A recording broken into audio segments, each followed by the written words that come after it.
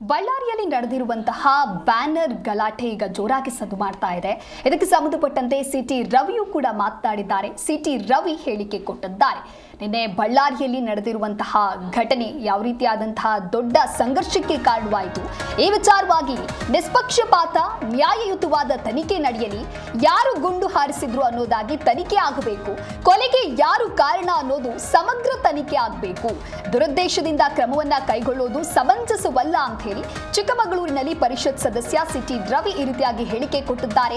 ನನ್ನ ಹತ್ಯೆ ಮಾಡೋದಕ್ಕೆ ಬಂದಿದ್ದಾರೆ ಅಂತ ಹೇಳಿ ರೆಡ್ಡಿ ಹೇಳಿದ್ದಾರೆ. ಇದನ್ನೆಲ್ಲ ನೋಡಿದಾಗ ಬ್ಯಾನರ್ ಅನ್ನೋದು ಕೇವಲ ನೆಪ ಅಷ್ಟೇ. ವಾಲ್ಮೀಕಿ ಜಯಂತಿಯನ್ನ ಆಚರಿಸೋದಕ್ಕೆ ಪ್ರಾರಂಭ ಮಾಡಿದ್ದೇ ಬಿಜೆಪಿ ಸರ್ಕಾರ. ಕಾಂಗ್ರೆಸ್ ರಾಮನ ಅಸ್ತಿತ್ವವನ್ನೇ ನಿರಾಕರಿಸಿ ಪರೋಕ್ಷವಾಗಿ ವಾಲ್ಮೀಕಿ ಅಸ್ತಿತ್ವವನ್ನ ನಿರಾಕರಿಸುವ ಕೆಲಸವನ್ನ ಮಾಡಿತ್ತು ಅಂತ ಹೇಳಿ ಸದ್ಯ ಈಗ ನಿಷ್ಪಕ್ಷಪಾತವಾದಂತ ತನಿಖೆ ಆಗಬೇಕು ಅಂತ ಸಿಟಿ ರವಿ ಹೇಳಿದ್ದಾರೆ. ಬಳ್ಳಾರಿನಲ್ಲಿ ಫ್ಲೆಕ್ಸ್ ಅಳವಡಿಕೆ ವಿಚಾರಕ್ಕೆ ಒಬ್ಬರ ಸಾವಿನೊಂದಿಗೆ ಗಲಭೆ ಆಗಿರ್ತಕ್ಕಂಥದ್ದು ದುರದೃಷ್ಟಕರ. ವಾಲ್ಮೀಕಿ ಜಯಂತಿಯ ಆಚರಣೆಗೆ ಪ್ರಾರಂಭಿಸಿದ್ದೇನೆ ಭಾರತೀಯ ಜನತಾ ಪಾರ್ಟಿ ಸರ್ಕಾರ. ಕಾಂಗ್ರೆಸ್ಸು ರಾಮನ ಅಸ್ತಿತ್ವವನ್ನೇ ನಿರಾಕರಿಸಿತ್ತು. ರಾಮನ ಅಸ್ತಿತ್ವವನ್ನೇ ನಿರಾಕರಿಸಿತ್ತು ಅಂದರೆ ವಾಲ್ಮೀಕಿ ಅಸ್ತಿತ್ವವನ್ನು ಕೂಡ ನಿರಾಕರಿಸುವ ಕೆಲಸವನ್ನು ಪರೋಕ್ಷವಾಗಿ ಕಾಂಗ್ರೆಸ್ ಮಾಡಿತ್ತು.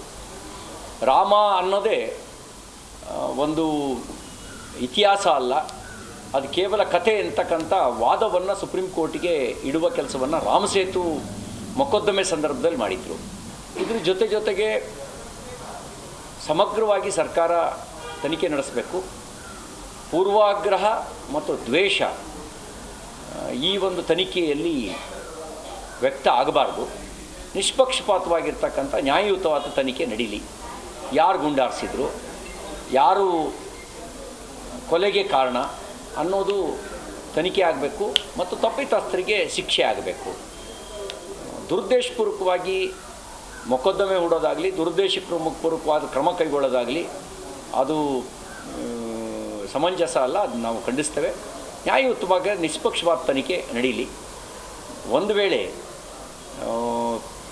ಫ್ಲೆಕ್ಸನ್ನು ಅನುಮತಿ ಪಡೆದು ಅನುಮತಿ ಪಡೆದು ಹಾಕಿದರೆ ಅದನ್ನು ತೆರವುಗೊಳಿಸೋದು ತಪ್ಪಾಗುತ್ತೆ. ಅನುಮತಿಯೇ ಪಡೆದಲೇ ಹಾಕಿದರೆ ಮತ್ತು ದೂರು ಕೊಡೋದನ್ನು ಬಿಟ್ಟು ಬಲಾಬಲ ಪ್ರದರ್ಶನಕ್ಕೆ ಮಾಜಿ ಸಚಿವ ಜನಾರ್ದನ್ ರೆಡ್ಡಿಯವರ ಮನೆ ಹತ್ರಕ್ಕೆ ಹೋಗಿದ್ದು ಅದನ್ನು ಸರ್ಕಾರ ಯಾವ ರೀತಿ ಸಮರ್ಥನೆ ಮಾಡಿಕೊಳ್ಳುತ್ತೆ? ಬಳ್ಳಾರಿನಲ್ಲಿ ಫ್ಲೆಕ್ಸ್ ಅಳವಡಿಕೆ ವಿಚಾರಕ್ಕೆ ಒಬ್ಬರ ಸಾವಿನೊಂದಿಗೆ ಗಲಭೆ ಆಗಿರ್ತಕ್ಕಂಥದ್ದು ದುರದೃಷ್ಟಕರ. ವಾಲ್ಮೀಕಿ ಜಯಂತಿಯ ಆಚರಣೆಗೆ ಪ್ರಾರಂಭಿಸಿದ್ದೇನೆ ಭಾರತೀಯ ಜನತಾ ಪಾರ್ಟಿ ಸರ್ಕಾರ. ಕಾಂಗ್ರೆಸ್ಸು ರಾಮನ ಅಸ್ತಿತ್ವವನ್ನೇ ನಿರಾಕರಿಸಿತ್ತು ಅಂದರೆ ವಾಲ್ಮೀಕಿ ಅಸ್ತಿತ್ವವನ್ನು ಕೂಡ ನಿರಾಕರಿಸುವ ಕೆಲಸವನ್ನು ಪರೋಕ್ಷವಾಗಿ ಕಾಂಗ್ರೆಸ್ ಮಾಡಿತ್ತು. ರಾಮ ಅನ್ನೋದೇ ಒಂದು ಇತಿಹಾಸ ಅಲ್ಲ, ಅದು ಕೇವಲ ಕಥೆ ಅಂತಕ್ಕಂಥ ವಾದವನ್ನು ಸುಪ್ರೀಂ ಕೋರ್ಟಿಗೆ ಇಡುವ ಕೆಲಸವನ್ನು ರಾಮಸೇತು ಮೊಕದ್ದಮೆ ಸಂದರ್ಭದಲ್ಲಿ ಮಾಡಿದರು. ಇದ್ರ ಜೊತೆಗೆ ಸಮಗ್ರವಾಗಿ ಸರ್ಕಾರ ತನಿಖೆ ನಡೆಸಬೇಕು. ಪೂರ್ವಾಗ್ರಹ ಮತ್ತು ದ್ವೇಷ ಈ ಒಂದು ತನಿಖೆಯಲ್ಲಿ ವ್ಯಕ್ತ ಆಗಬಾರ್ದು. ನಿಷ್ಪಕ್ಷಪಾತವಾಗಿರ್ತಕ್ಕಂಥ ನ್ಯಾಯಯುತವಾದ ತನಿಖೆ ನಡೀಲಿ. ಯಾರು ಗುಂಡಾರಿಸಿದ್ರು, ಯಾರು ಕೊಲೆಗೆ ಕಾರಣ ಅನ್ನೋದು ತನಿಖೆ ಆಗಬೇಕು ಮತ್ತು ತಪ್ಪಿತಸ್ಥರಿಗೆ ಶಿಕ್ಷೆ ಆಗಬೇಕು.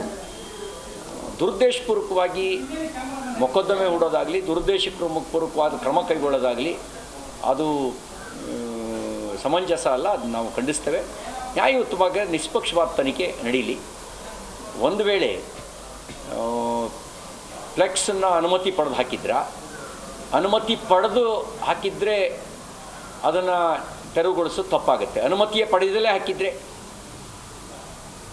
ಮತ್ತು ದೂರು ಕೊಡೋದನ್ನು ಬಿಟ್ಟು ಬಲಾಬಲ ಪ್ರದರ್ಶನಕ್ಕೆ ಮಾಜಿ ಸಚಿವ ಜನಾರ್ದನ್ ರೆಡ್ಡಿಯವರ ಮನೆ ಹತ್ರಕ್ಕೆ ಹೋಗಿದ್ದು ಅದನ್ನು ಸರ್ಕಾರ ಯಾವ ರೀತಿ ಸಮರ್ಥನೆ ಮಾಡಿಕೊಳ್ಳುತ್ತೆ? ಬಳ್ಳಾರಿನಲ್ಲಿ ಫ್ಲೆಕ್ಸ್ ಅಳವಡಿಕೆ ವಿಚಾರಕ್ಕೆ ಒಬ್ಬರ ಸಾವಿನೊಂದಿಗೆ ಗಲಭೆ ಆಗಿರ್ತಕ್ಕಂಥದ್ದು ದುರದೃಷ್ಟಕರ. ವಾಲ್ಮೀಕಿ ಜಯಂತಿಯ ಆಚರಣೆಗೆ ಪ್ರಾರಂಭಿಸಿದ್ದೇನೆ ಭಾರತೀಯ ಜನತಾ ಪಾರ್ಟಿ ಸರ್ಕಾರ. ಕಾಂಗ್ರೆಸ್ಸು ರಾಮನ ಅಸ್ತಿತ್ವವನ್ನೇ ನಿರಾಕರಿಸಿದೆ.